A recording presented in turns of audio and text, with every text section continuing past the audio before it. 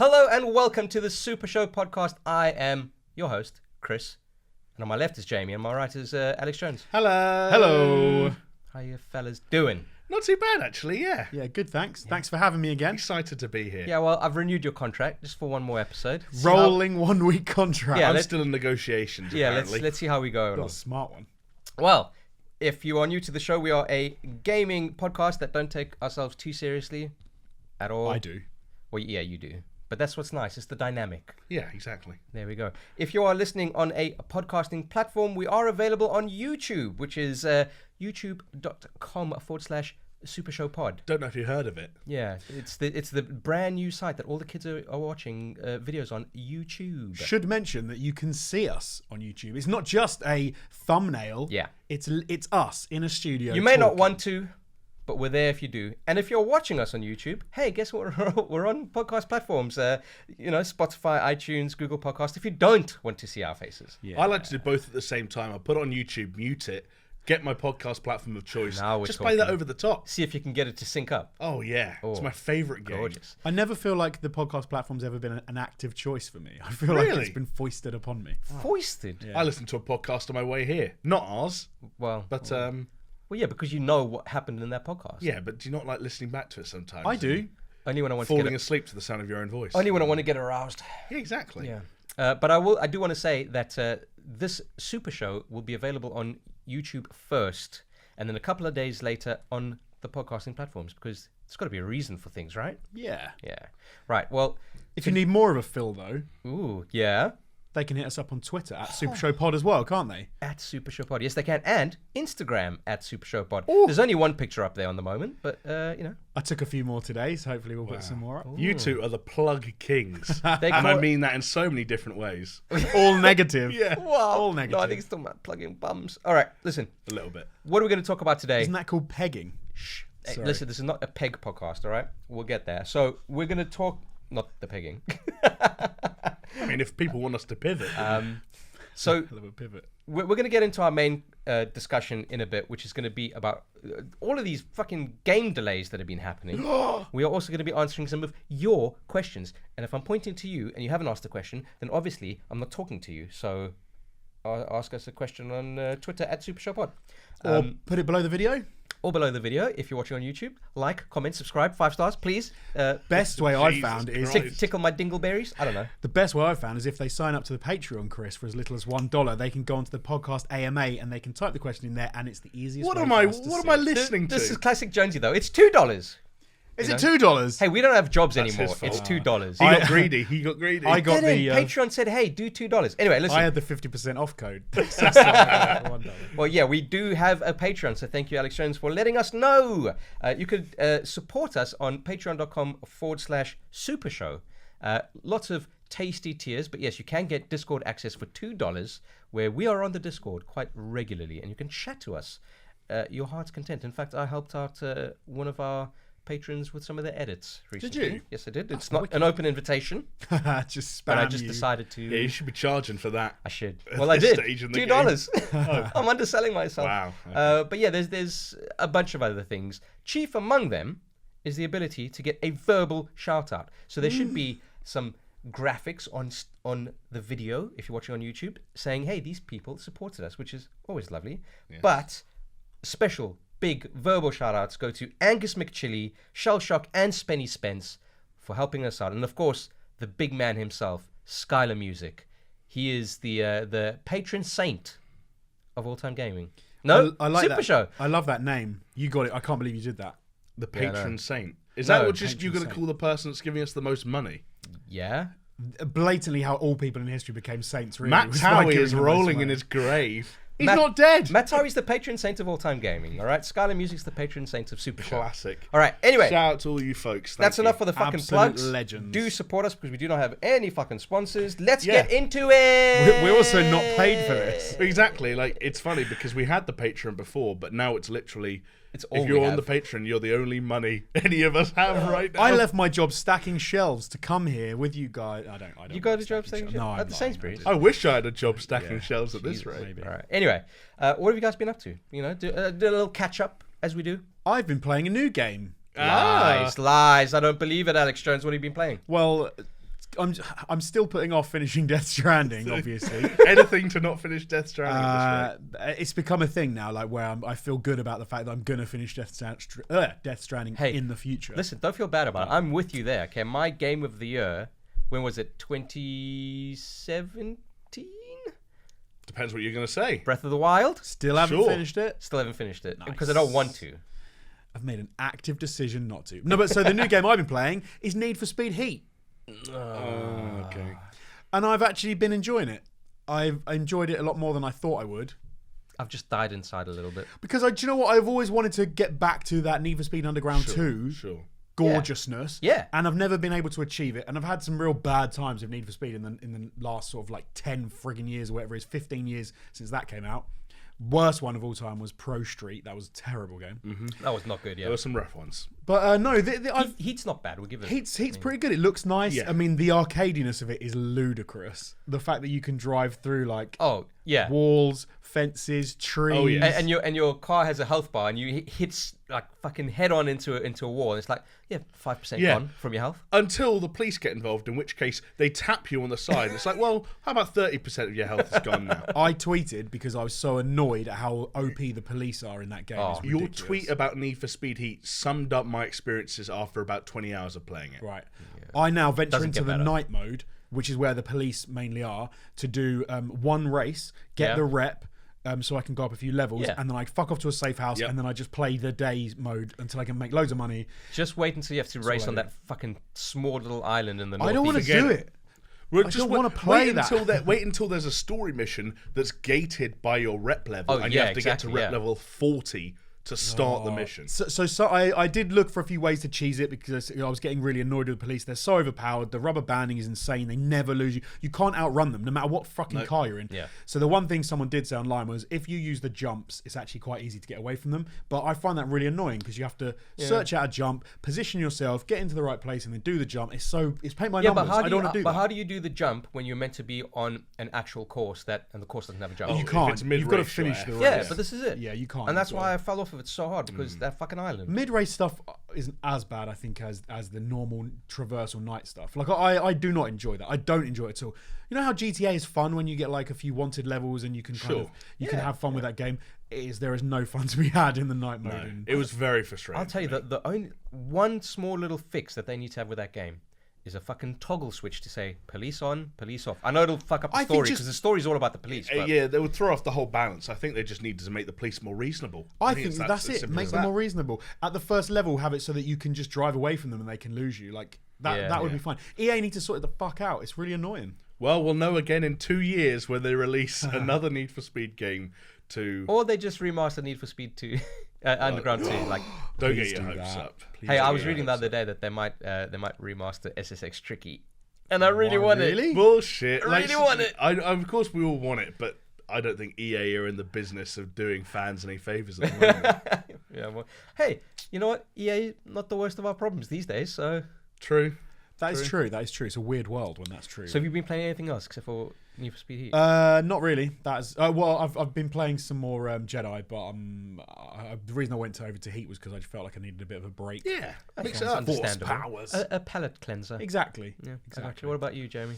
I finished Need for Speed Heat. I can't believe you stuck to reluctantly. It. How long did it take you? Was it that 20 hours? It wasn't so long. Right. I don't know, dude. Like, every time I come away from these podcasts, I'm always like, do you know what? I'm going to have the most unemployed ass week in the next 7 days. I'm going to play so much shit. I'm going to watch so much shit.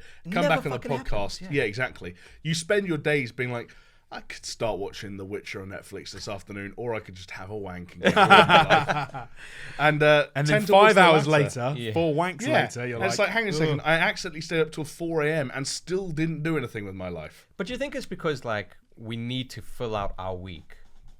Like you almost feel bad just lazing about. So you're like, okay, well, you know what? Like, today I'm going to do X, and this day I'm going to do that. Yeah, but I never do X. No, but if the intention is there, it just fucking throws everything off. Because I can tell you, there've been days where I'm like, you know what? Today I'm going to be really like fucking productive and do shit. And then the whole day I did nothing. But actually, I didn't play any games either. And it was just like daytime TV. You did nothing. Like, you did nothing. Yeah, exactly. And it's just like, I could have been playing games. I could have been watching Netflix or whatever. But I didn't because I was like, in my mind, I was like, no, I'm going to do stuff. And then the procrastinator in me said, no, you're not. There is a terrible... So this is a thing I think is a real thing, right? It is the productivity killer. And the problem is, people at home, let me know if you have the same thing, because I realised This has become the unemployed podcast. Yeah. The thing I realised a few years ago is one of the worst things you can do is like plan out what you're going to do in a day that's really good. Because then what happens is you almost give yourself brownie points for the intention to do the good things and to have a really good day. So then even if you do nothing, you still felt good about the fact that future you was going to be really productive. And then the next day you do the same thing again. So it's almost like you should not plan anything that day and just keep telling yourself you're a useless fuck if you don't do something. Easiest way to get like an endorphin hit, just write a to-do list. Yes. With no intention of doing any of it. Just write it. Because you feel like you've accomplished feel great. You'll be on cloud 9. You're like, I've fucking done this. Anyway. And then it ruins it. And then it means that you never actually do it. All right, but so you finished Need for Speed.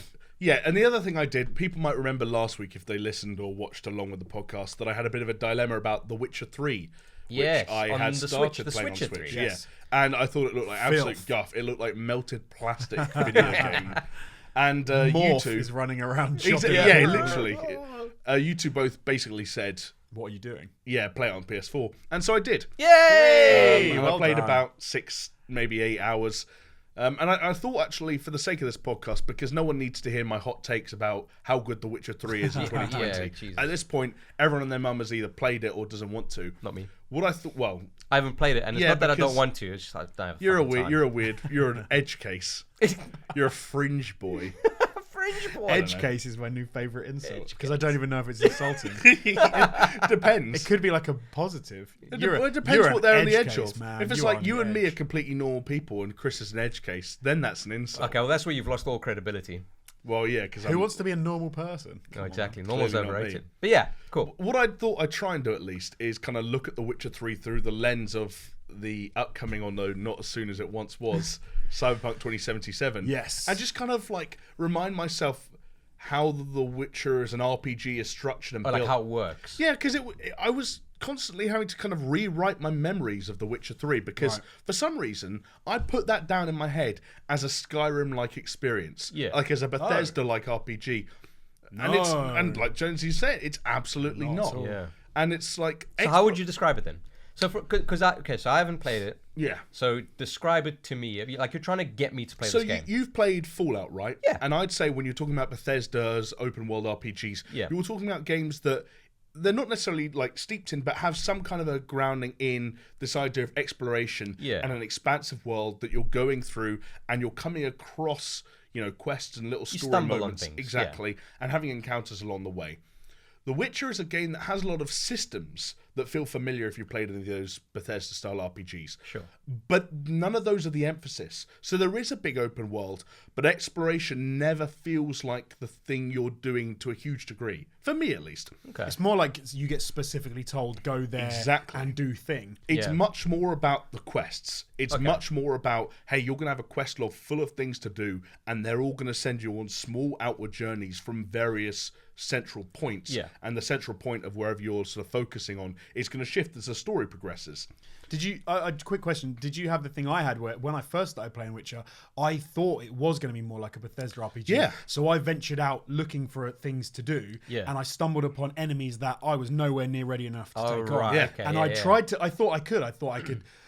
Maybe if I do this, maybe if I do that. And in the end, I was like, I'm just going to follow the quest log and do what it's telling me to do because I can't do this. That is almost like the opposite of the Bethesda style, because I know when I play like Skyrim or Fallout, I hardly ever do the main fucking things. I just do my own. Right. And then if a side quest comes along that sounds interesting, I'll be like, yeah, I can manage that. And that's the thing about The Witcher 3 is it's very heavily level gated, both in terms of the quests and the enemies. Yeah. But you don't get XP for as many things as you do in other RPGs, and the main XP givers are the quests themselves. Yeah. So it's about accumulating and completing lots of small quests and side quests and the main story.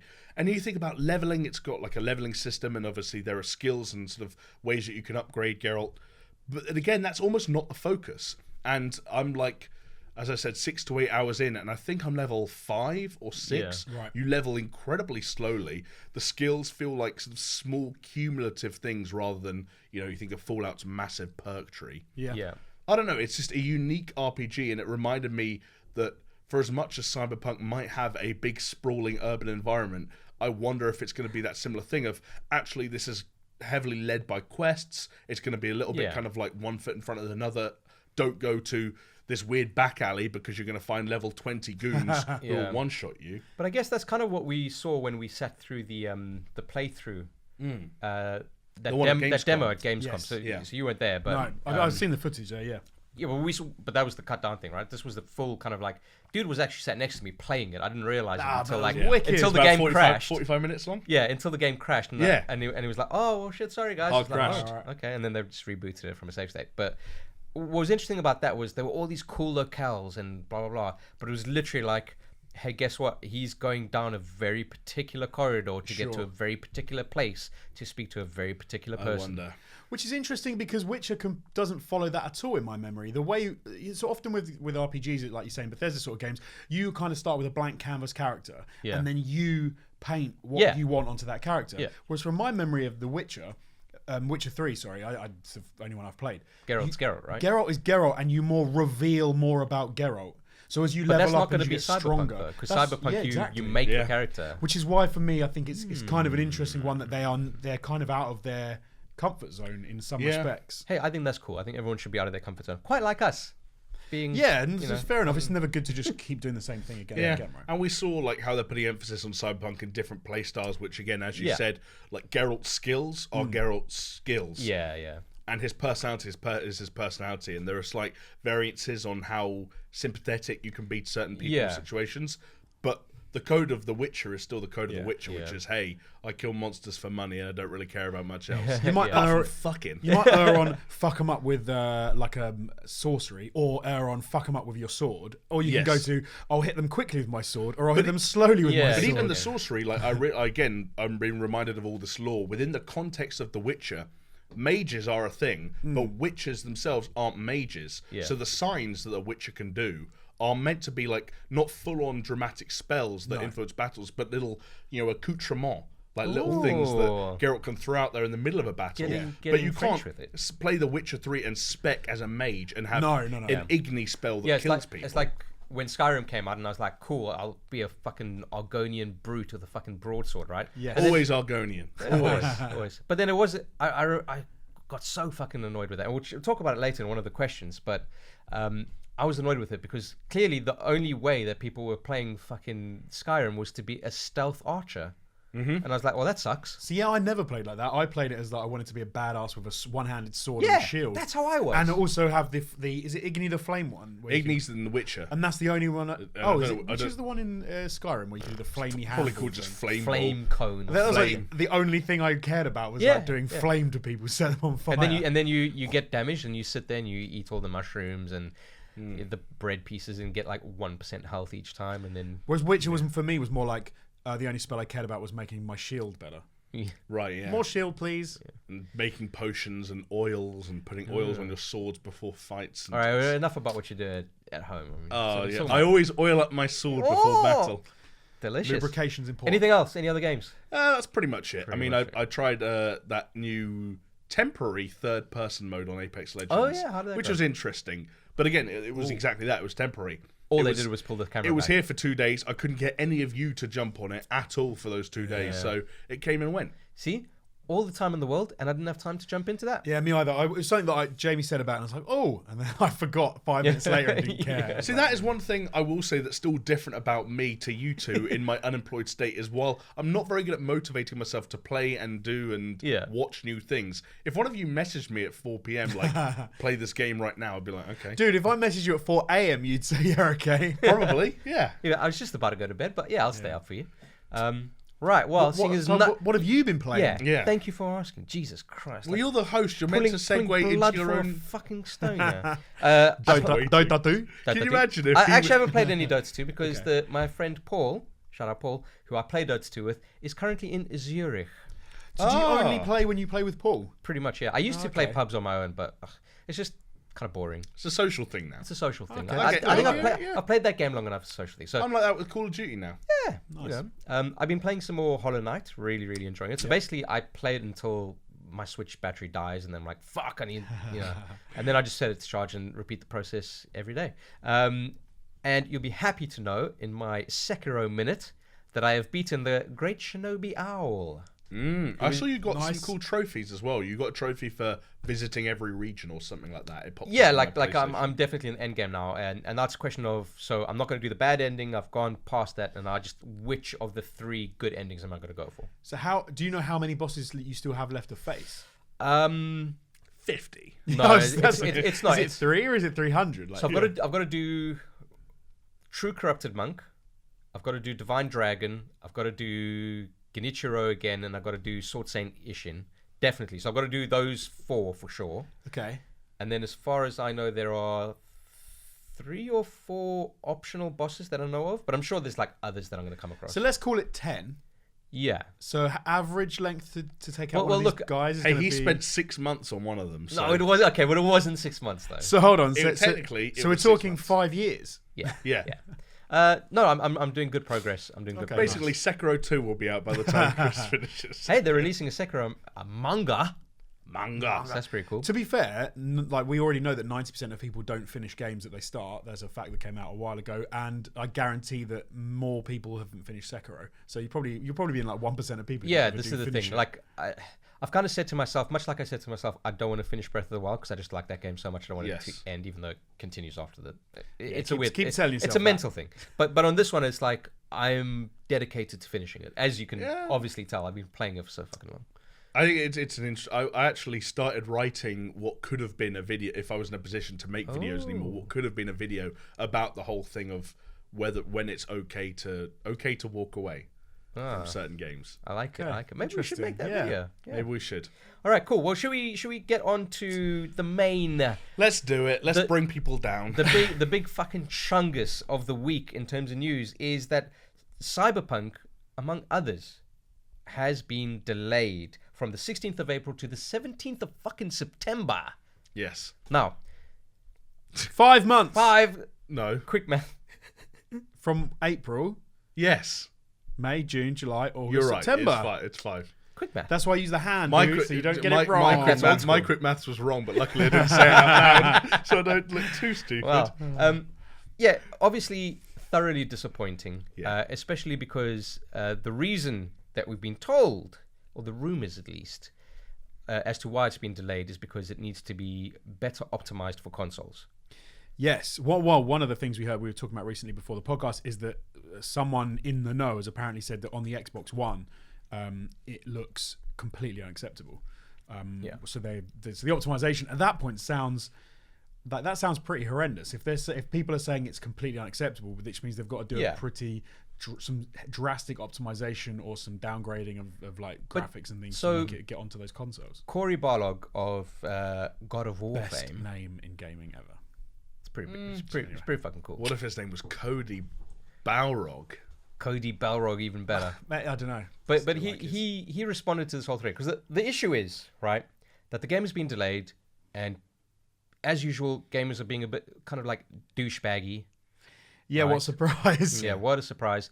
And I don't know if they have been sending death threats. I think they have been. Oh, wow. I hope not. I really hope not. Well, this is the thing. Like, yes, it's disappointing. Am I personally disappointed? 100%. But at the end of the day, like, I want a good game. I don't want a broken piece of shit, right?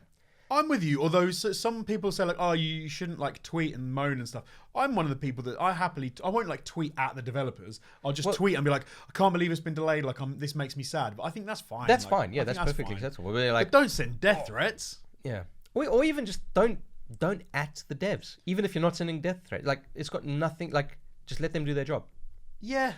But anyway, maybe at them. Maybe hashtag delay or something. No. A hashtag is better if you're I talking think about a thing. you've got to be careful though. Like, again, we talk about developers. A developer doesn't delay a game.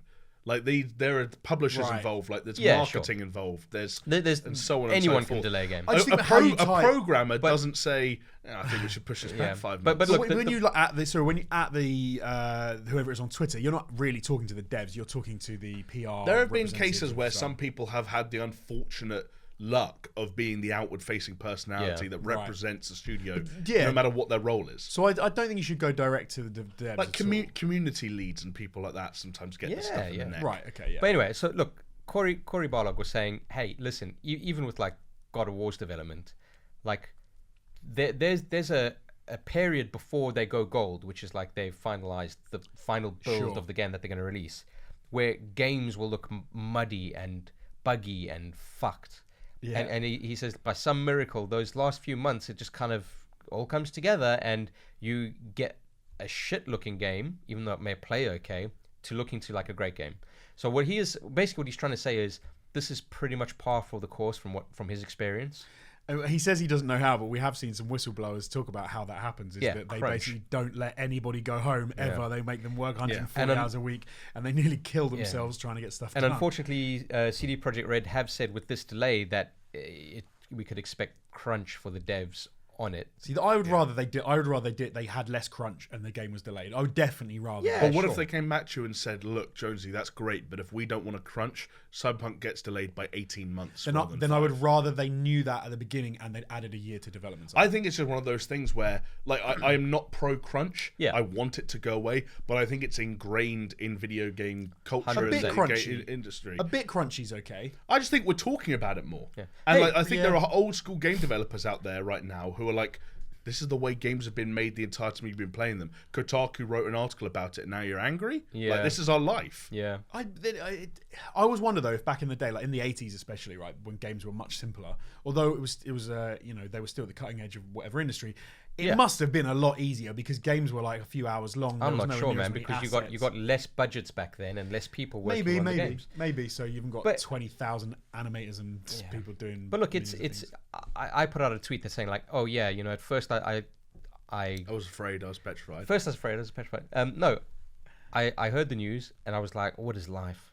This is the worst thing to happen to me. My first reaction was like, "Fuck!" That was me set up for a month. Yeah, of but- being from but then April to like May. I was going to be the best month of this year. Yeah, but then after thinking about it, it's like, no, you know what? Let's let them release a good game because it looks like it could be a game for the ages, Yeah. right? I wanted to bring up a quote from Shigeru Miyamoto of Super Mario fame. A delayed game is eventually good, but a rushed game is bad forever. Maybe not so relevant in today's patch era, Yes. although it is still kind of relevant. Like if you think about, let's say, Fallout 76. Hey, how many patches has that game had? Look at Anthem. He's probably right in that there's even if you patch stuff, there's only a limited amount you can do. If your Okay, framework you is can't bad, go- right? Like if your foundation is shit, like Exactly. What am I playing right now? which Yeah. Yeah. Who made The Witcher? CD Projekt yeah. Red. How long ago did it come out? Jesus Christ, 4 5? years. Does that game run at a locked 30 frames a second? Does it fuck? And also, it's been patched a shit ton. I'll since take it you came down out. to the swamp or the bog, and I'll show you what 23 frames a second looks like. And wasn't The Witcher 3 itself delayed? Yes, I'm sure. Yeah, was like multiple it's times. it's like a- what big game wasn't delayed? Well, you want to talk about big It's like- games? As I quickly say, talking about game delays, a friend of mine sent me an article. It was like a Lad Bible article or something like that was looking at Rockstar's tax returns or something like that, and that they applied for this new grant or something, and like, oh, this means GTA 6 could be coming out this year. And I said to him, have you seen them make any, like, even if GTA 6 was announced this year, it won't come out for 3 more because they'll delay it 7 times. Yeah. I wonder if there's a business sense in delaying stuff.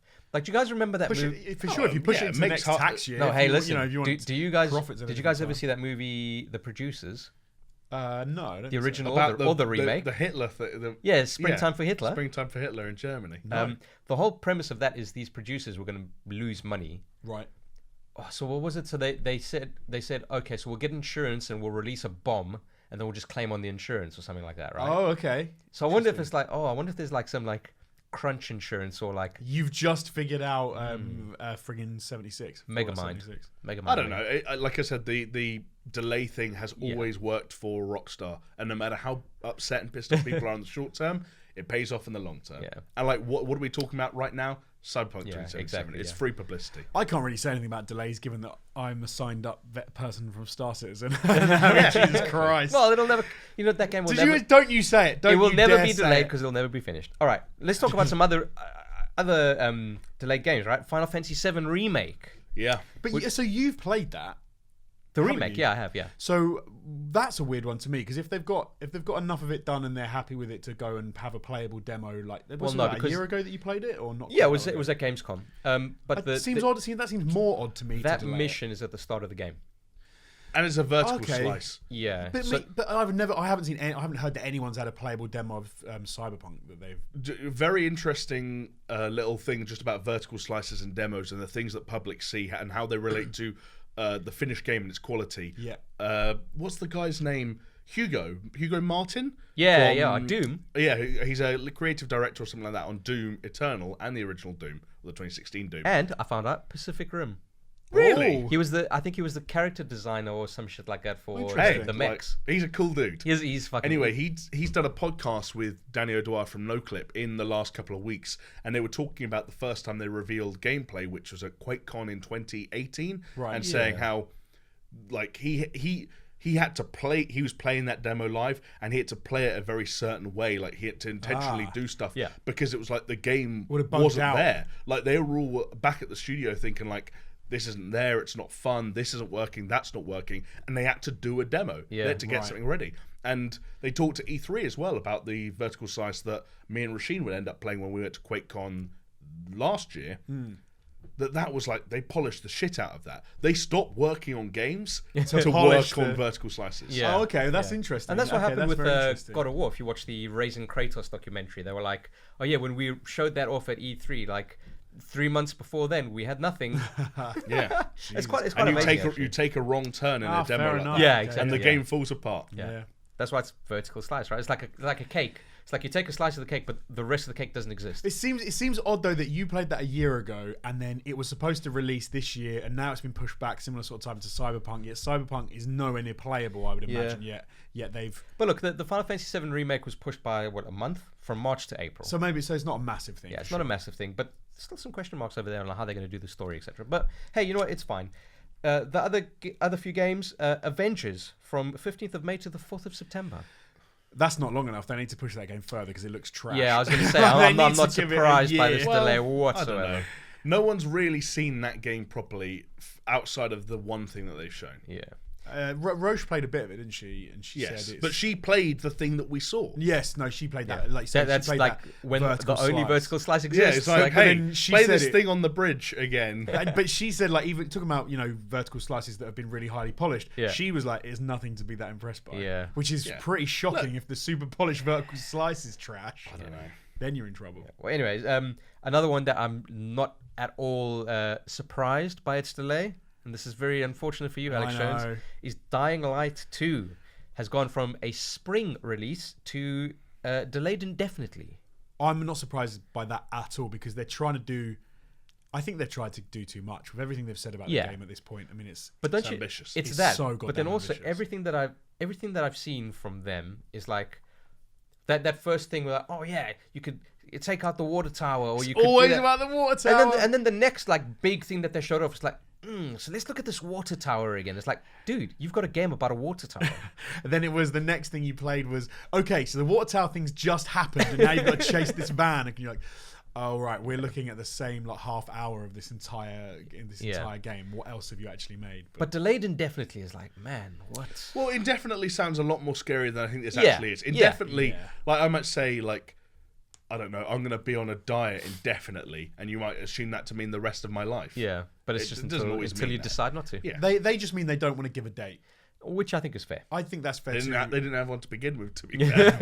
I wouldn't be surprised at all if that's pushed by the longest of all of these. I wouldn't be surprised if you don't see that until before like September of next year. But then it seems like it was, like I said, it's a fucking big ass, that game. Yeah. The only question mark there is, can they bridge the gap as the generation crosses over? Yeah. Like, how easy is it now if they've been making Dying Light 2 for let's say 3 or 4 years to say, actually, this is a PS5 game. See, I wouldn't like, can you just make that decision? I think I would be. Yeah, but if you've been spending years programming a game for the PlayStation 4's architecture and the Xbox One's architecture, can you just say, "Oh, make it a PS5 game"? Well, if it's because in Unreal Engine, there's literally a button or a thing that you click yes, and it just adds ray tracing to the world. Also, with the backwards compatibility of the 5 to the 4, I wonder if it's easier because the architecture of the 5 and the 4 are going to be I'm sure it's going to be very easy, but I'm just conscious now that we're approaching the final year of this generation. Yeah. And you always get stories whenever there are games that really excel in this final year, like the I always remember The Last of Us and GTA 5 Yeah. being examples. You say, how do you do this in 2013 when you couldn't do this in 2007? And the answer always was, we're so much more familiar with the hardware that we can squeeze every last drop out of it. Yeah. And there are still stories about games like Red Dead Redemption that aren't coming to other platforms because they were so tailor-made to run on those consoles that if you, the analogy is, they've packed the suitcase so tight that if you opened the suitcase, the clothes would fly around the living room. I like that. That's cool. What if Cyberpunk or Dying Light or whatever was being developed in that way? Can you just say it's a PS5 game now? I don't know. I have another analogy for you. It's like when Mr. Bean has just packed his suitcase super tight like that, but then he then finds a bigger suitcase under his bed and he puts the little suitcase in the big suitcase and just closes it. That is, I think, how they'll do it. They'll take the full suitcase and they'll just put it in the bigger one. Analogy. Look, you guys keep on saying to me that I'm wrong, but I still have this feeling that, like, I know there hasn't been a precedent for it yet, but there's always got to be a new time for things. And this is going to be the time of a cross-generational single release. You're going to buy one disc, and they're going to be like, works on PS4, works on PS5. Yeah, very possibly. I don't think you're like completely off. I know it doesn't make sense from a business perspective. Like, why sell the game once when you can sell it twice? But I just think this is where the industry is kind of leading to. Anyway, one thing I did want to say is another company that has got a lot of games that have been delayed with no real release date yet is Ubisoft. Yes. And I find this one interesting, right? Because obviously everyone's like, oh, they've delayed all these games, Watch Dogs 3, blah, blah, blah. But these are the same people that complain that each year there was a Assassin's Creed game. Yeah. It's like sometimes I think as a gaming community, it's easy to say gaming community as a bunch of people rather than single people. But you say, like, a game gets delayed, so we're going to send death threats. Or we don't like the fact that they've got a female protagonist, so we're going to send death threats. Or they're going to be like, we're going to complain that annualization is killing the games industry, but at the same time, when they delay games to work on them, we're going to be annoyed about that as well. Can we just agree now that death threats are never a good idea for Death threats are never a good idea. But I think the other thing that we can all agree on, and we're talking about a community that we're all a part of, is that gamers are extremely fickle, don't know what they want things they say they don't want things they say they do want. Like, we're going to do a little Patreon-exclusive podcast after this about the...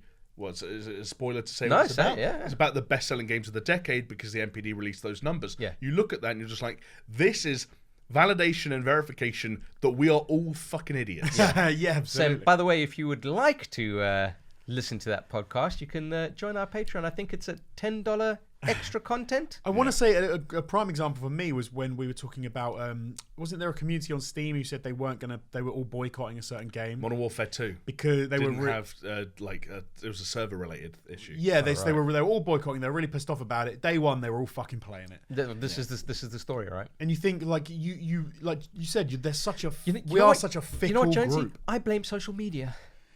For sure, there's a big part of his people want to be on the bandwagon. They want to chime in and they want to complain about stuff. But you can do that and you can be annoyed and you can say things, but people take it too goddamn far sometimes. And it's also a bit of a circle jerk. And like sometimes it's easy to forget that whether you're talking about Twitter, whether you're talking about Reddit, whether you're talking about podcasts like this one and our listeners, we represent a fraction of a fraction of a fraction of video game players. That's and true, it doesn't matter. Hey, listen, all I know is this. When you are sat in front of your PS4 or PS5 playing Last of Us Part 2 in May, in whenever it is, May, are you going to care that actually, guess what, that game was delayed too? They came out with the release date and then like 2 weeks later they delayed it? Like, it doesn't matter as long as the game that you want is in your hands at some point and it's good. The irony is, of course, because of previous game delays, the push games back, that meant that we didn't have to wait as long from that game to the next game, that the actual gap between games coming out is kind of, is a typical knowable amount of time. Because that games from 2 years ago were pushed back by a year, games from a year ago pushed back by a year, games now pushed back by a year. So sure, you don't play that game now, but you're in the middle of playing something else that got pushed back. What do I say every time it comes up to this, talking about games like The Witcher 3, and I'm like, I haven't played it because I don't have time. So you're telling me that I'm going to be bothered by all of these games getting delayed? No, it just means that I can play more Hollow Knight and finally finish Sekiro without having to pile on more shit. To be fair, it's going to give me time to finish Death Stranding, so that's not so bad. I think you're going to have time in January and February, and then you're going to be straight back to, oh shit, because what's coming out in March to, prove your point. Yeah. 2 games that got delayed from the end of last year: Yeah. Animal Crossing and Doom Eternal. I'm all over Animal Crossing. No, Doom Eternal. Some people definitely. are going to pour their lives into Animal We Crossing. know some of them. Yeah. But precisely. So then you've now got those 2 games to play, which is So Yeah. it kind of works. It sucks. It makes us all really angry. We like to tweet about it and we like to rage and we throw our controllers. But actually, Life finds a way. yeah. It kind Oh of yeah, works. nice. Little JP reference. Little JP reference there for all my JP fans. All the Dino boys. Yeah. Right. Gold I want heads. to take this opportunity now to just take a peek behind the curtain, right? Because here's an interesting thing. Last year we did a video which was fairly successful for us on All Time Gaming called 6 Worrying Trends to Look Out For in 2019. Yes. And we did another one for this year, but obviously we didn't release it because, hey, guess what? The channel shut down. Yeah. Number 1 worrying trend: YouTube channels dying. Way! Actually, that was a joke that we said we were probably going to do that. But anyway. If we'd actually made the video. Yeah. Number 1 on that video, or the first entry in that video, was actually delayed games. So I have some excerpts from the script here, and I'm just going to read it out quickly. Okay. Wow, it's like people witnessing a live VO recording for what used to be the Right? success. Except we're not all going to do it, right? And we don't make videos Do you guys anymore. want to quip in between my... Shall we show people what it's like when we record it? Oh, God, what I a don't wanna fucking do it. Jonesy's right, disaster. it's cringe. I'm cringing. I mean, it edits nicely. All right, so I'm not the funny one, so my jokes get cut out, and then your jokes get You kept are in. the funny one. I'm the serious one. you're the funny-looking one. Yeah. All right, so here we go. Are you ready for this? Okay, but Jonesy's right. Don't read it in like a. Oh, I'm just gonna rattle through it. Okay, cool. Yeah. Both the PS5 and the next Xbox are around the corner. That's only a good thing, right? Wrong. This already feels weird. I does don't like do. it. I don't like it. Abort. Let me skip ahead here. Well, if this generation is anything to go by, it's likely multiple developers will attempt to get us to double dip and buy their games twice. Interesting. Which is contrary to what you think might happen. Yes, and I stand by it. Think about GTA 5 and The Last of Us. Both got re-released in remastered forms early in the lifespans of the PS4, and the lure of playing these games at higher frame rates with nicer graphical fidelity certainly caught a lot of people. I Certainly did did. love that they did that. I bought both of those games. I did. And I think that was right for the time, but I think the times they are a change. Yeah. As it stands, we've already waited years for The Last of Us Part 2 and Cyberpunk 2077. Little did we know. We're definitely buying these as soon as they launch, but we can't shake the feeling they'll get re-released on the next-gen hardware very quickly. What we didn't realize when we were writing this script was They just get delayed. Just going to delay it. We don't want to buy a worse version of the game, but we also don't want to wait another 8 months for these new consoles. It's very likely developers are going to want to double dip from as many people as possible to increase their profits. And I guess we can't blame them on that end. There's an interesting thing, because you were saying about how, and I think we talked about before, how they might have the same disc playable across the 5 and the 4 for the PlayStation, for example. I'd be interested to know, when they had the crossover from 3 to 4, if you added together the number of people who bought The Last of Us, for example, on PlayStation 3 and then also bought it on the PlayStation 4, what that looks like compared to the people who bought it on the PlayStation 3 but then who never really made the transition to the 4, and the people that bought it on the PlayStation 4 having never bought it on the PlayStation 3. I think the numbers would be interesting, but I do think they'd be a little bit skewed. I think this applies more to GTA than it does to The Last of Us. But the issue with something like GTA was it was technically only out for 2 months before the new consoles came out. So and now you're factoring in 7 years of sales. And so I think the numbers... But I think on a more like forward-looking example, Cyberpunk would be a fascinating thing. Yes. And the thing is, backwards compatibility is what throws this all off, because it's all but confirmed. Yeah. So Cyberpunk comes out in September. You buy it on the 4. You buy it on the PlayStation 4. The PS5 comes out. Your Cyberpunk works. What happens? Of course. What happens? Do can't sell? Do they try and sell you another one? I don't even know. But this is what I'm saying. So they've almost shot themselves in the foot with this one. So probably what they could do is they say, this is what I'm thinking now. The packaging of this disc will no longer technically might say like PS4/PS5, or say like you know like it had PSVR compatible or something. Right. So you could buy the PS4 version, will be a PS5 compatible.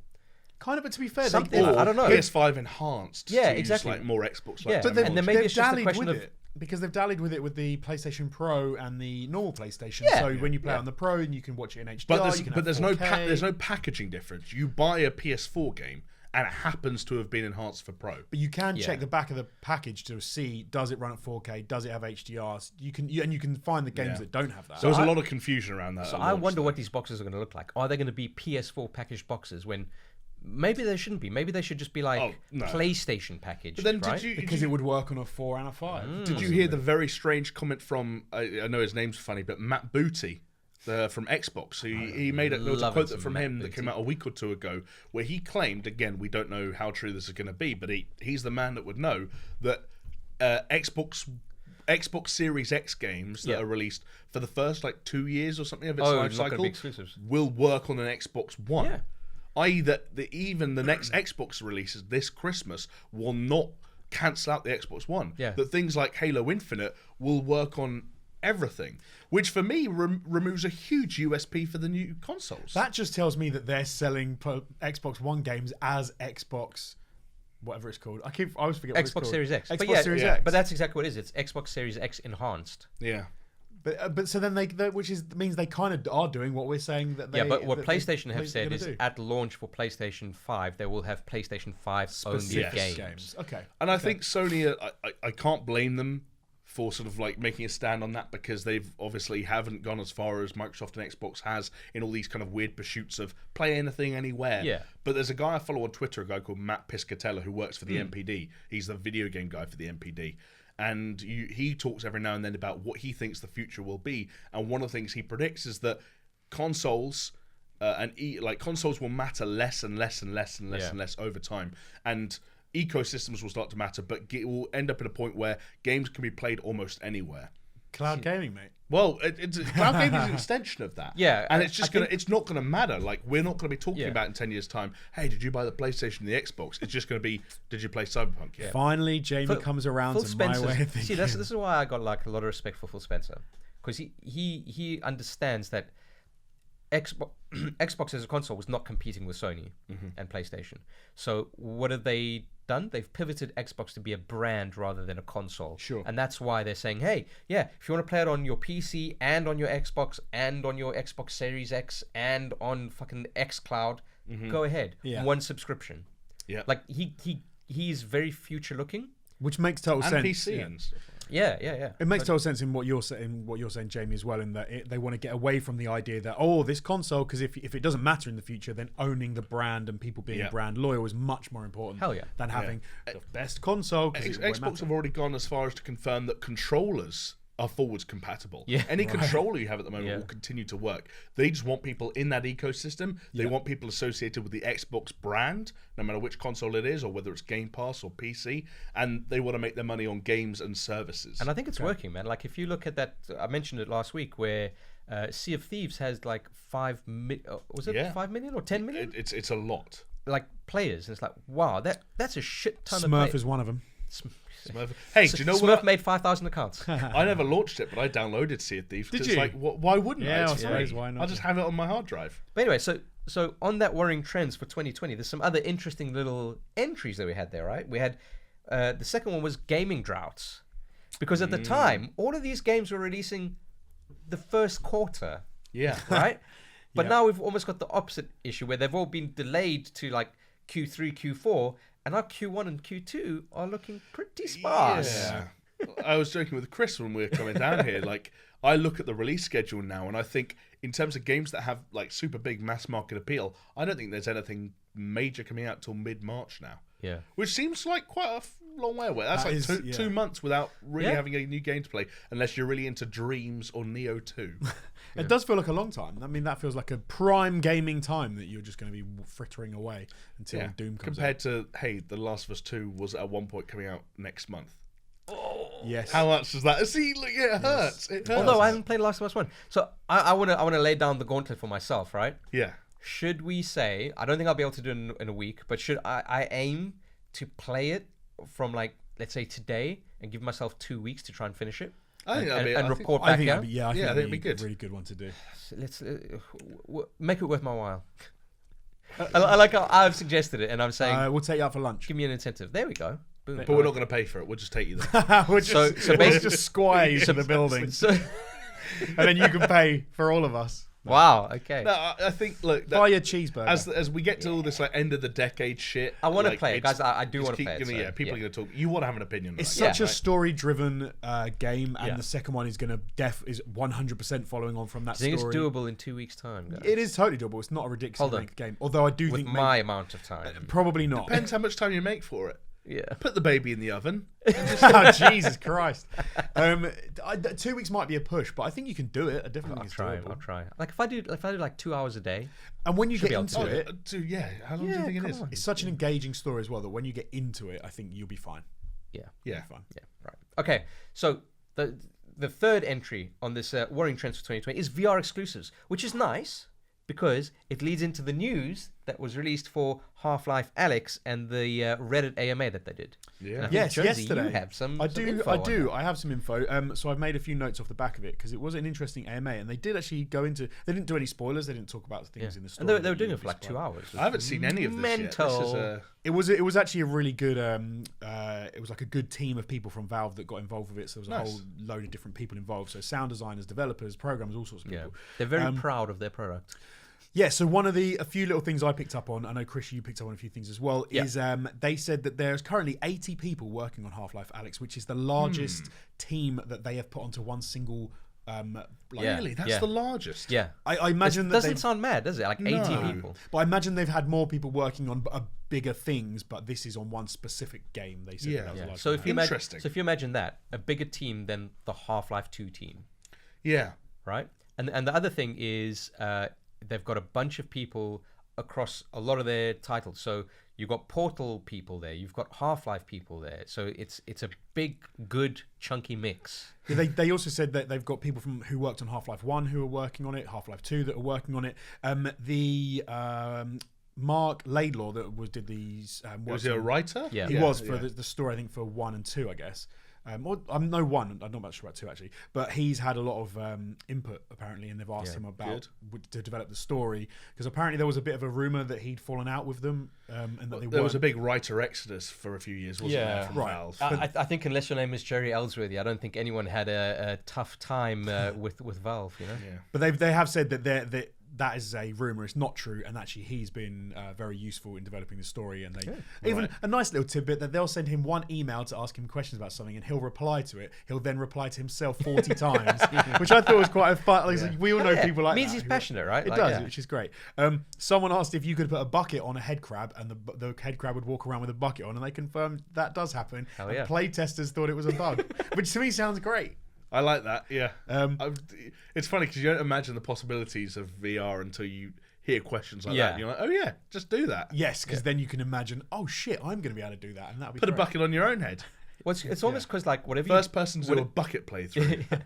because whatever you do Peeking. whatever you do in a VR world where you want to have like full interactivity, that means that those things that you are interacting with should be able to interact with each other. Yes. Right, whereas in a normal traditional game, it's like, oh yeah, that doesn't need to mix with that because it's not conceptually it doesn't need to be that way. Yeah, they're like separate elements. You don't think, because normally in a game you can interact with specific things and you can do specific things with them. In VR, you do whatever the hell you want with whatever you want. Although when I heard about that head crab in a bucket thing, it did make me remember Skyrim, where you could put buckets on people's heads and then just rob them blind. 'cause I couldn't see it anymore. But then you'd get caught by the cops, and you're like, oh, why did the city guard hunt me down? I put buckets on everyone's head. Everyone was It's because the proud. chicken saw chicken you, and the saw chicken you. did you in. Oh, what? Yeah, did you not? Yeah.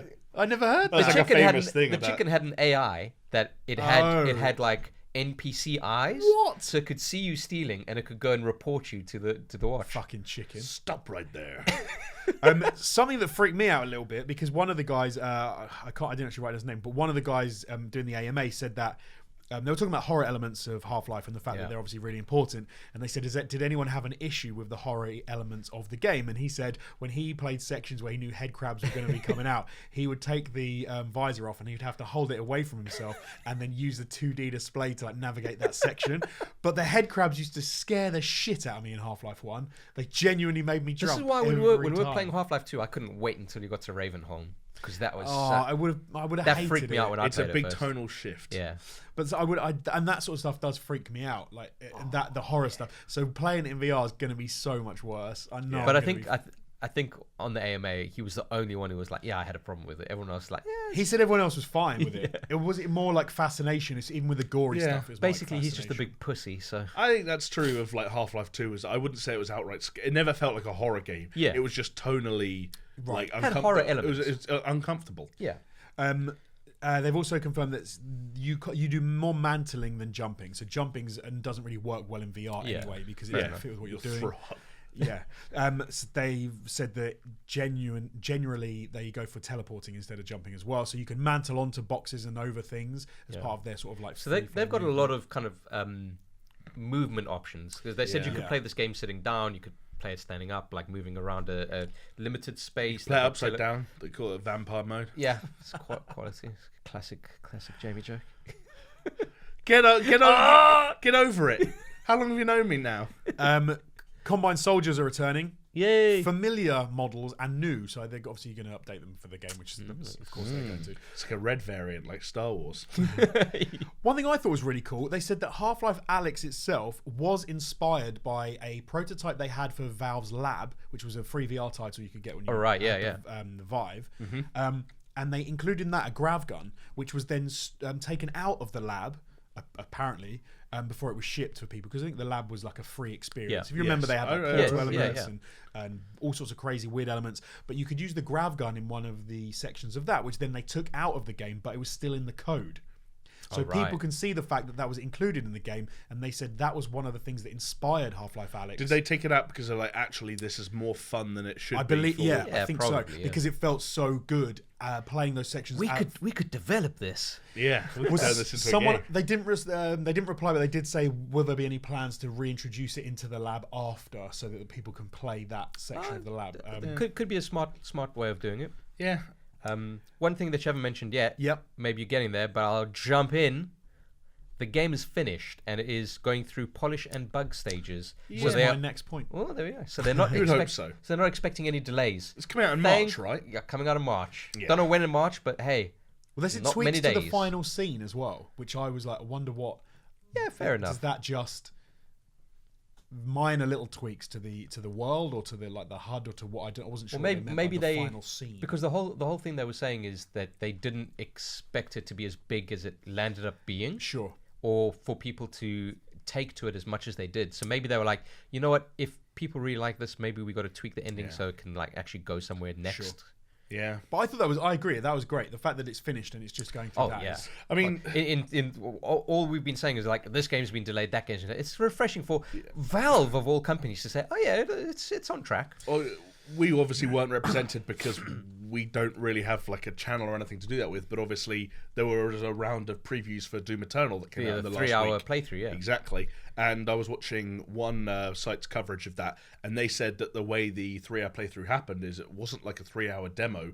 They sat down to the game, played for started 3 a new hours. game, and played for 3 hours. So I think that's kind of the timeline we're looking at now. Is like your game should be more or less feature complete and like wrapped up ahead, like 2 months ahead of release, and then you're kind of polishing and optimizing, which is probably why these games, in a lot of cases, slipped because they were like, we're not need there. longer to Yeah. optimize. Realised We're not they ready weren't to there. drop everything else and start making this game run. Yeah. We've got more actual work to do. Yeah.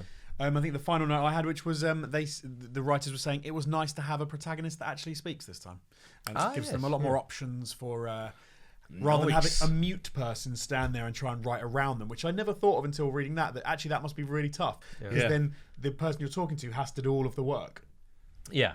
Yeah. which is The other thing I think they said was expect same playtime or more compared to Half-Life 2, which is surprising from a VR title. That's really cool. Yes, that's really, really, really cool. some that- cool stuff. I think that's about it in terms of the delayed games and the chat all around that. Yeah. Yeah. So as we like to do, let us go through some user submitted questions. Yes. You could feature on this section of the podcast if you wanted to. Yeah. All you'd have to do is actually ask a question. Yeah, just at us. YouTube comments, Twitter, Discord. You know the drill. Oh yeah. What are those? Oh, Oh, his that's phone always went one. off. His phone went off. There's always one. The Do you want to give out the handle, the social handle for people? I'm guessing I don't actually know what it is. It's some variation of at SuperShow Pod. Pod. You got it. You Well, nailed on it. all of them. Pretty much, yeah. There you go. SuperShow Pod. The You know what it is. only difference is Patreon is just SuperShow. Ah, okay. So if you want to support us. No one else wanted to go for the old SS name. Surprise! People ducked out of that one. Yeah. Interesting. Anyway, Wonder why. we don't have much time, so let's try and rattle through these questions. I want to cover all of them. You're asking for hot takes, Chris. I am asking about it. God. All right. Good old Gnome Chomsky says, are there any games that when first played really held serious magic that could never compare to any other games? Serious magic To when which, they first played. yeah, to which Mickey J himself kind of reiterated and says, games you played and immediately wanted to burn as an inverse. Okay. I can fire out with Yeah, one, do it. all right? Go for it. Super Mario Galaxy 2. As a platformer, Yes. nothing could touch it. The amount of joy that you can have with that game. Oh, okay, yeah, I'll go for a sideways one. Vanquish was a game that I was kind of thinking I wouldn't be that into and would just be a bit of a time killer, and then I loved it. I thought it was fantastic. Yeah, Vanquish is great. Rockstar games have consistently been my most anticipated games ever, as my stories from last podcast have shown, and yet they've consistently lived up to every expectation ever, and often exceeded them. It's funny because I think if my expectations are lower, I often feel more of the magic because I wasn't expecting to be blown away. Whereas if I get a game that I knew was going to be great, I play it and go, oh yeah, this was really great, like I thought it would be. Okay, so with Super Mario Galaxy, I played the first one, I really enjoyed it, but I was really amazed how much of the second one kind of elevated it more. Right, so. yeah. But yeah, all right, fair enough. Let's move on. Matty says... Can you think of a burn quickly? Oh yeah, Just one games time- you played and immediately wanted to burn. I've said it already. Need for Speed Pro Street. I took it back to the shop and asked for my money back. And they said, why? I said it because it's shit. What about something more recent, Granddad? Can I do one that Jonesy's not going to like? Yeah. I bought Mad Max for the PlayStation 4 at full price, and the first time I played it and started driving one of those cars, I said, what have I done? Nope. What have I done? For me, it was Call of Duty Ghosts. I'm trying to think of a Fair more enough, one. yeah, that was not a particularly popular That was game. hot trash. Although, a lot of people bought it. as it turned out. Advanced Warfare was trash. Oh, as well. come off it. You're such a gimp. It was trash. No, it wasn't. I told you at the time, and I'm saying it again. It was No, trash. it wasn't. It was horrendous. You're wrong. Let's move on. You're on the wrong side of history. Wait. I'm over here with Kevin Spacey standing my ground. Yeah. Wow. Where would you rather be? Okay, Matty from Twitter, just Matty. Shout out Matty. Hot take. The Last of Us is a heavily overrated game, and I don't see where all the hype people give it comes from. And then he says, I have played it before. A lot of people assume people who say this haven't. So obviously at one... we both cancel each other out there. As we mentioned last week, PlayStation said it was their game of the decade. Or with the poll Yes. that they had. So it's a lot of people's opinions that it was the game of the decade. And that's where I'd say fair play to Matty for playing The Last of Us and forming your own opinion. And if you want to have a different opinion to everyone else, that's fine. But not liking a game does not mean that everyone else is wrong about a game. That's a The fair Last point. of Us is not overrated. That's a fair point. Let me meet him halfway and then go back. Because I originally didn't You finish. Matty sympathiser. you fence sitter. So I originally didn't finish Last of Us. I got about 2/3 through, I believe. I got to. I remember this now. And that was on PlayStation 3. So I'd got to that point. Then PlayStation 4 happened. I was playing a whole load of other games, and it was kind of fell off my radar. And I'd kind of fallen out of love with it because I was a bit like over the whole clicker thing and the zombie thing. And do you know what? I think I'm kind of there.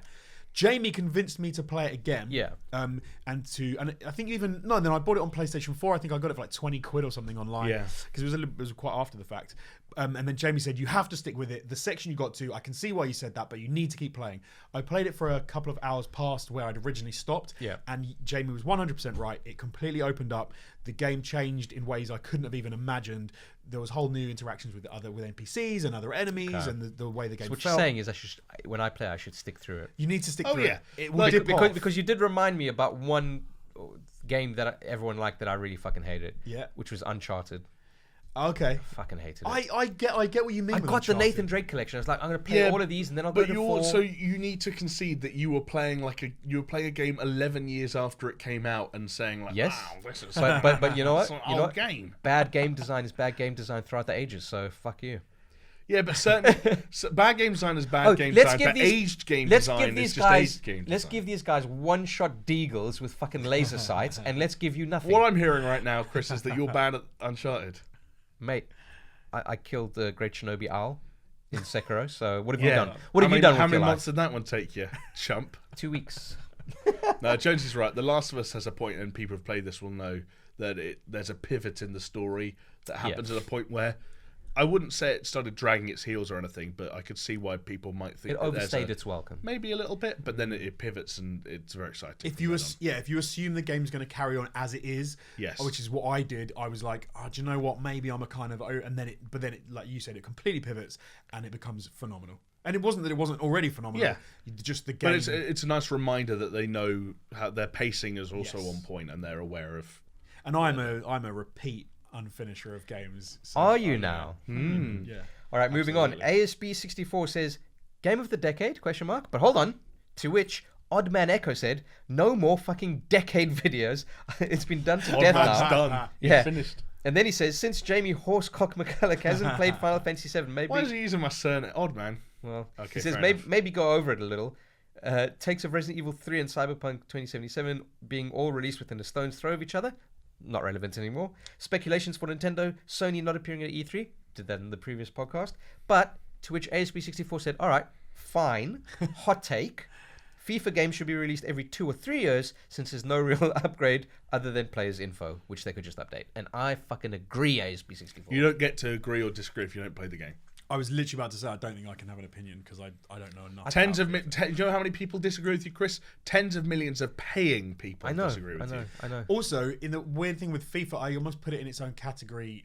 It's not even like a annualized game like Assassin's Creed. It's almost like its own thing. It's like people that don't play any other games play FIFA. You know, and people, 50 quid for a year or whatever it is, and then you pack the amount that some of these people play the game. Like the thing that people who are angry about a FIFA coming out every year have in common is that they don't play FIFA. Yeah, that's fair. End of discussion for me. Fair. We could blow it out to things like, do you really need to do it every year? Could you change the way the game works? Could you have like more of a games of a service model? But do you know what? If they're happy with what they're doing, then do what it's like back in the day when we going, do we really need another season of The Big Bang Theory? The answer is no, but I didn't watch it. No, me either.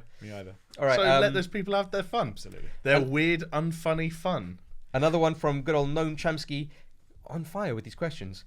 Games that you would love to see come back to life, like The Legend of the Phoenix. I always go to the same one, Prince of Persia. Like, it's so easy for me. I love those. There have been some rumors, but stupid rumors because because Assassin's Creed came out of Prince of Persia. So the only way that I literally a proper full-on Prince of Persia game. How about Splinter Cell, you little bitch? Yeah, sure. But yeah, right. 2 words: fight night. Oh, do you know? Okay, here's one. What about the Rock Band or Guitar Hero, the ones with the actual peripherals? They tried that. They need to bring it back. I need more of that shit. They already kind of half brought it back, and no one fucking bought them. But I would. How about this? If they did it again. I did. DJ Hero 3 Again, same issue. The Renegade Edition. But just get Eminem. Oh, dude! In an ideal world, I'd love the plastic instruments just to come rolling back into our lives. I think we need to bring back SingStar. See, that's the one. That's the part I want to do least about. SingStar is like got to the point where I rinsed SingStar so much; it was ridiculous. SingStar got to the point where you didn't need a mic because you sang into your phone, and I think the game itself, or the base game, was free to play, and even that didn't work out. That's how far SingStar sunk. Yeah. That's bad. Nice. All right. Good old Angus McChilly. So a Disney leak has said the next Star Wars game will be the start of a new cycle for the franchise. Okay. Is this the future? And can we expect more canon crossovers with games and films?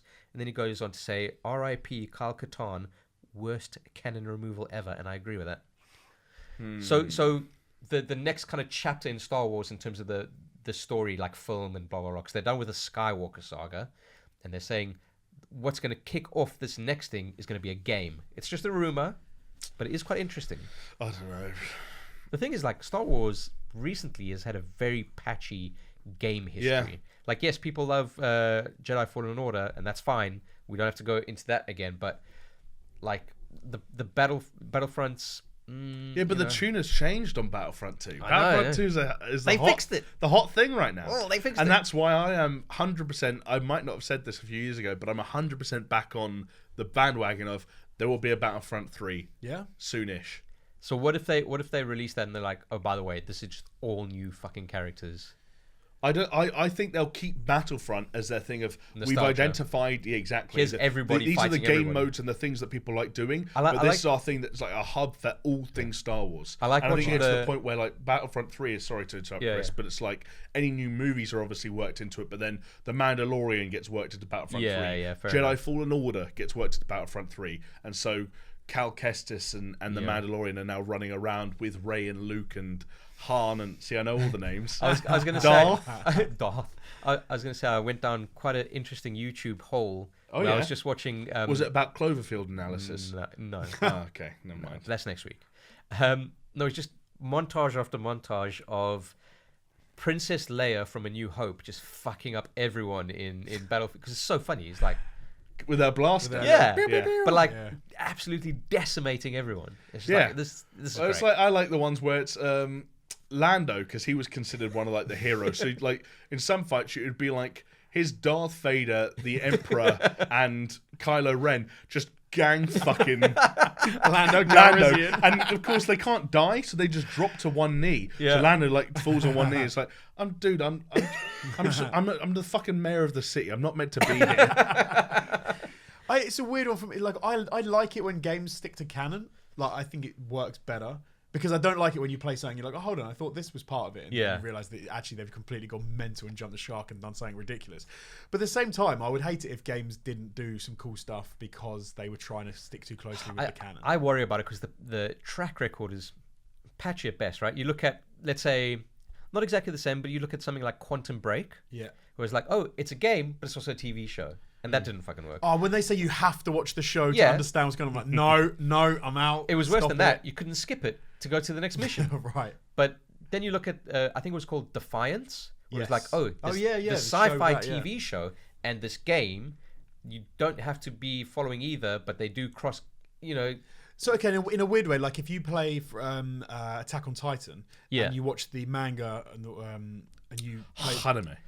Yeah, you'd watch the anime. You'd read the manga. Sorry. I've read the manga and I've seen the anime as well, Anyway. Oh! Have you seen the hentai? Yeah, you I haven't, unfortunately. You fucking weeb. But then you can play the game, and like you said, the two things, you can do them completely independently one another. You can watch one, you can enjoy the story. You can then like playing the story, and you see the things that you've seen before if you've seen the anime or read the manga. But then it all works. It's all great. But they don't then change something in the game that doesn't happen and whatever. But will it work if the next season of Attack on Titan kicks off with a game? See, I'd be fine with that if it didn't matter to the core of the story. So what was the film that comes in between the Star Wars film that comes before Rogue One? Rogue One, yeah. So Rogue One was a great film. canon film, which perfectly fits, but actually it doesn't matter if you haven't seen it because everything else works. Sure. And that film works. I don't mind if they do that. Whereas if they try and say, like, if in that they'd said, oh, Darth Vader dies, I'd be like, no, I'm out. Like, you can't have... It doesn't make sense. It doesn't make sense. It's got to fit something. Yeah, I wonder. It'll be interesting. I think it's a bold gamble. Let's see if it. You could have a cool, like, you could have an Ewok game on Endor that doesn't really actually... couldn't have an Ewok game on Endor. That sounds absolutely fucking horrific. But that doesn't actually have anything to do with anything else of Star Wars. But this is not what they're saying. They're saying start a game that actually is the start of a whole new thing. So what, are you going to make people play the game before they see the series? It doesn't work like that, I don't think. It's kind of weird. I can't see it happening, but it's an interesting idea. It's an interesting take. I suppose the biggest one was the Animatrix. Was the you had the Enter the Matrix, you had the animated stuff. But you didn't have to watch the Animatrix. Yeah, what was nice about that? You didn't have to play. What was nice about that is it did plug a few not massive plot holes, but yes, but you didn't have to. That's the way to do it. Well, the whole thing was. Last Flight of the Osiris, I think it was called. Oh, yeah. Which kind of explained why one of those ships was where. And you saw how the tape got delivered to the fact that then the film starts and they've had the information from the tape that was delivered, which was a great way to do it. That's like Rebel Assault, whatever the fuck it's called. What is that film called? Rogue One. Rogue One. What is wrong with Star Wars Rebel Assault? Rebel Assault. You know what it is? It's Rebel Alliance was a Star Wars game that came out. I think Rebel Assault was one as well. All right, last question from Jovella Cujo, which is a great fucking name. question. What is your favorite RPG of all time, or specifically JRPG? I think let's just leave it to any RPG. Okay. And where do you see RPGs going in the future? Can I just say any quick one and say Fallout 3 because that's what started my sort of love of great answer. RPGs in general. What about it did you like though? I found it accessible. I found it because I'd always played first-person shooters, and then to cross over into a game that had those elements but didn't make you feel like you couldn't get on board with the RPG stuff. I felt accessible. It looked great. It played well. It did a whole load of things. Yeah, it was a fun fucking time. Because we talked a lot about Bethesda stuff already. I'll throw out Mass Effect 2, which that for me was where the kind of the BioWare formula peaked, or at least it kind of there was a cross section between my interest in that stuff and BioWare being on form, and in terms of character and dialogue and story and choices, that's where that stuff really started to make sense and pay off for me. Nice. I think for me it's because I'm a big JRPG fan and an RPG fan, so it's a bit difficult for me. But there are two that spring to mind. You got your all-timer, right? It's hard. Okay. It's hard. I don't want to take words on it. So there's Final Fantasy VII. Yes. Which I do genuinely love. Like I'm not one of those people that are like, oh, it's Final Fantasy. Of course I love it. Like I fucking played it when it came out. I'm that old. And I played it on PC. But what I really liked about that was the materia system that they use. So you have these weapons with slots and you gather these orbs around the world. They give you powers.